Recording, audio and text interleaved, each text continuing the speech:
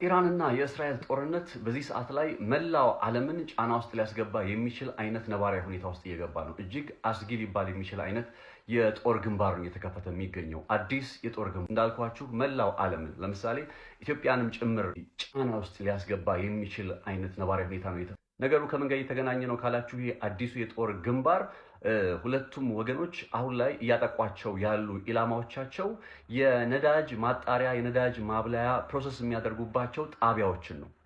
ከዚህ ጋር ተያይዞ በትላንትናው ዕለት እስራኤል በኢራን ውስጥ የሚገኝ በጣም የሚገርማችሁ በጣም ግዙፍ የሆነ ምናልባትም ደግሞ ያለው የክምችት አቅም ለ13 ዓመታት ያክል የዓለምን የኢነርጂ ወይም የኃይል ፍላጎት መመለስ የሚችል አይነት ክምችት አለበት የሚባል ስፍራ ነው። ሳውዝ ፓርስ እየተባለ ይጠራል። ይሄ በኢራንና በኳታር አማካኝነት በባለቤትነት የተያዘ የከፍተኛ የነዳጅ ሀብት የተፈጥሮ ጋዝ ሀብት ያለበት አካባቢ። ትላንትና ታዲያ እስራኤል ይህንን ሳውዝ ፓርስ እየተባለ የሚጠራውን የኢራን የነዳጅ ሀብት የሚገኝበት ስፍራ በተለይም የተፈጥሮ ጋዝ የሚገኝበት ስፍራ ያነጣጠረ ጥቃት ፈጸመች። ይሄ እስራኤል የፈጸመችው ጥቃት ከዚህ ቀደም ከነበሩት የተለየ የሚያደርገው ምንድነው? ሙሉ በሙሉ በቃ የኢራንን የጀርባ አጥንት ለምሳሌ ያክል 70% የሚሆነው የኢራን የተፈጥሮ ጋዝ ክምችት የሚገኘው በዚህ የሳውዝ ፓርስ እየተባለ በሚጠራው ትላንት እስራኤል ባጠቃችው አካባቢ ነው። 70% የኢራን የተፈጥሮ ጋዝ ያልኳቸው ያለሁት አስቡት እንግዲህ ይሄ ለኢራናውያን ምን ማለት ሊሆን እንደሚችል። ይሄን ተከትሎ ታዲያ ነገሩ ወደ ምን ተቀየረ መሰላችሁ? ይሄ ሳውዝ ፓርስ እየተባለ የሚጠራው አካባቢ ላይ አንድ መረጃ ክሊር ለማድረግ ያክል በኢራንና በኳታር አማካኝነት የተያዘ አካባቢ ነው። የተፈጥሮ ሀብት ያለበት ስፍራ ልክ አሁን በካርታው በምስሉ ላይ እንደምትመለከቱት በኢራንና በኳታር አማካኝነት የተያዘ አካባቢ ነው። ኢራን የያዘችውን አካባቢ ሳውዝ ፓርስ እየተባለ ይጠራል። በኳታሮች ደግሞ የተያዘው አካባቢ ዘ ኖርዘርን ፊልድ ወይም ሰሜናዊው ጣቢያ እየተባለ ይጠራል ማለት ነው። እንግዲህ ኢራን በትላንትናው ዕለት በእስራኤል አማካኝነት ይህ 70% የሆነ የተፈጥሮ ጋዝ ፕሮሰስ የምታደርግበት ጣቢያ ሲመታ የአጸፋ ምላሽ አድርጋ የወሰደችው ነገር ምንድን ነው? ከዛው ጎረቤት የሚገኘውን ግማሹን የተፈጥሮ ጋዝ ክምችት አለ ያልኳችሁን በኳታር የተያዘውን አካባቢ ያነጣጠረ ጥቃት ነው የፈጸመችው። ይህን ስታደርግ ደግሞ በኳታር ውስጥ የሚገኘውን ራስ ፋላን እየተባለ የሚጠራ የነዳጅ ፕሮሰስ ማድረጊያ ጣቢያ ነው የመታችው። የኳታሮቹ የነዳጅ ፕሮሰስ ማድረጊያ ጣቢያ የሚገርማችሁ በዓለማችን ላይ በጣም ከፍተኛ የሆነ ሊኩፋይድ ናቹራል ጋዝ ወይም ደግሞ ሮ የሆነውን ላይክ ሪሶርሱ እንደወጣ የተፈጥሮ ጋዙ ከወጣ በኋላ ይቀነባበርና በተለይ ለጉዞ እንዲመች ሆኖ ከዛም ደግሞ በቀጥታ ጥቅም ላይ እንዲውል ሆኖ ወደሚችልበት ደረጃ የሚሸጋገርበት ስፍራ ነው። ዓለማችን ግዙፍ የሆነ ኤልኤንጂ የሚባል ሊኩፋይድ ናቹራል ጋዝ የተባለውን ፕሮሰስ የሚያደርጉበት ጣቢያቸውን የኳታሮች ኢራን በእስራኤል ለተፈጸመባት ጥቃት የፈጸመችው የአጸፋ ምላሽ የመጀመሪያ ኢላማ ያደረገው ይህንን በኳታር ውስጥ የሚገኘውን ራስ ፋላን የሚባለውን የነዳጅ ፕሮሰስ ማድረግ የዓለማችን ግዙፉ ኤልኤንጂ የሚወጣበትን ጣቢያ ነው ማለት ነው። አስቡት እንግዲህ በዚህ ደረጃ በዓለማችን ግዙፍ የሆነ ሀብት ያለበት ስፍራ እንዲህ ሲመታ እንዲህ ሲጎዳ በዓለም ላይ የሚፈጠረው የተፈጥሮ ጋዝ ጥያቄ መልስ ማጣት ጉዳይ እንዴት ጫና ሊፈጥር እንደሚችል ማለት ነው። ነገሩ በዚህ አላበቃም።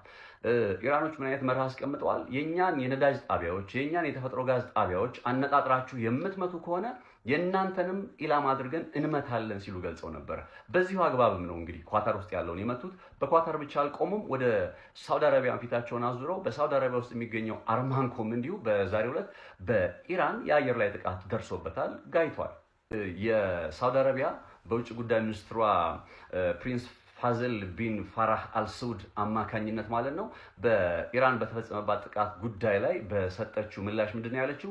በአስገዳጅ የሆነ ሁኔታ እየተፈጠረ ነው። የአጸፋ ምላሽ ለመስጠት የምንገደድበት ሁኔታ እየመጣ ነው። እንግዲህ አቅማችን በላይ ከሆነ ተገደንም ቢሆን በኢራን ላይ የአጸፋ እርምጃ ለመውሰድ እንግዲህ እንገደዳለን ሲሉ ገልጸዋል። ምን ማለት ነው? ኢራንን እናጠቃለን ማለት ነው።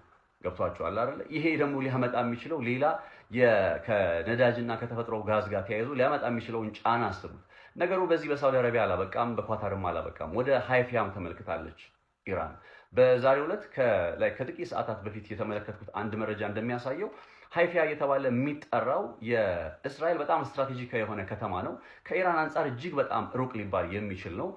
በደቡባዊ እስራኤል አካባቢ የሚገኝ የወደብ ከተማ ነው ሃይፋ። ታዲያ እዚህ ሃይፋ በሚባለው ከተማ ውስጥ ምን አለ? የባህር ኃይል አለ። የእስራኤል የባህር ኃይል አለ። በተለይ የኒውክሌር ሰብማሪኖች ኒውክሌር የታጠቁ የእስራኤል ባህር ሰርጓጅ መርከቦች የሚገኙበት ቦታ ነው። ከዛ ማለፍ ሲል ደግሞ የፔትሮ ኬሚካልሶች ማዕከል እንደሆነ ይነገራል። በዚህ ሁሉ ላይ ደግሞ ግዙፍ የሆነ የእስራኤል የነዳጅና የተፈጥሮ ጋዝ ማቀነባበሪያ ማብለያ ጣቢያም አለበት ይባላል።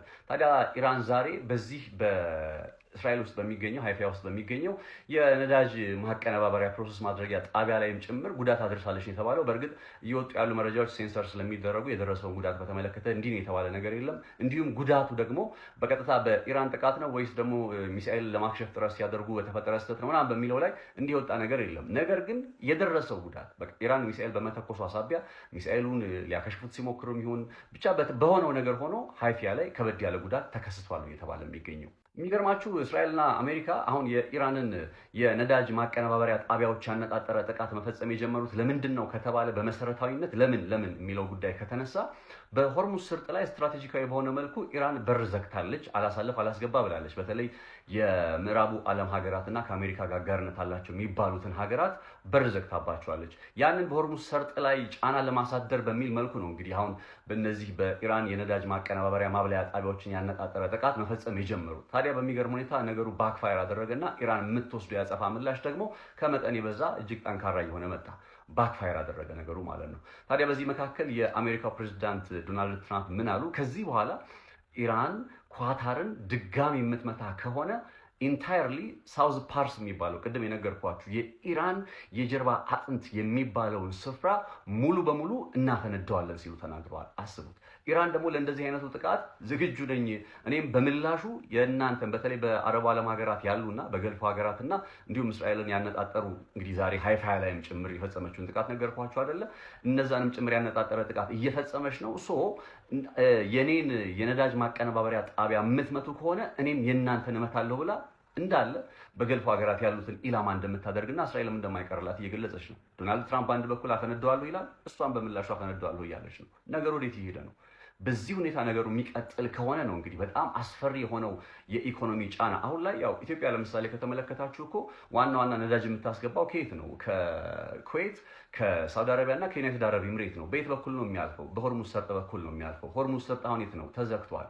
በዚህ ላይ ምን ተጨመረ? የነ ሳውዲ፣ የነ ዩኤኢ፣ የነ ኩዌት፣ የነ ኳታር የነዳጅ ማቀነባበሪያ ጣቢያዎች ጉዳት እየደረሰባቸው ነው። ማምረት እየቻሉ አይደለም። በዚህ ሁኔታ የሚፈጠረውን ጫና እንግዲህ አስቡት፣ ኢትዮጵያን ጨምሮ ማለት ነው። ስለዚህ መላው ዓለም አሁን አዲስ እየተፈጠረ ባለው የኢራንና የእስራኤል የጦር ግንባር ዘ ኒው ዋርፌር የሚባለው በቃ የነዳጅ ጣቢያዎችን ያነጣጠረ የጦር ግንባር ሳቢያ ችግር ውስጥ ገብተዋል። ይህን ጉዳይ እንግዲህ ለብዙዎች እንዲደርስ ሼር አድርጉት። ሰብስክራይብ ማድረጋችሁን እንዳትረሱ። ሬድሲ ፖስትን በቲክቶክ ላይ ፎሎ አድርጉ። እንዲሁም ደግሞ በዩቲዩብ ላይ እንገናኛለን። ሬድሲ ፖስት @ነጻነት ላቀው፣ ሬድሲ ፖስት ነጻነት ላቀው ብላችሁ ሰርች ብታደርጉ ታገኛላችሁ። መረጃው ለብዙዎች እንዲደርስም ሼር አድርጉት። እናንተን ሀሳብ እስኪ አስተያየትን ብሰማ ደስ ይለኛል። ከዚህ አንጻር ዓለም ላይ ምን ይፈጠራል በሚለው ላይ ማለት ነው። በጣም አመሰግናለሁ።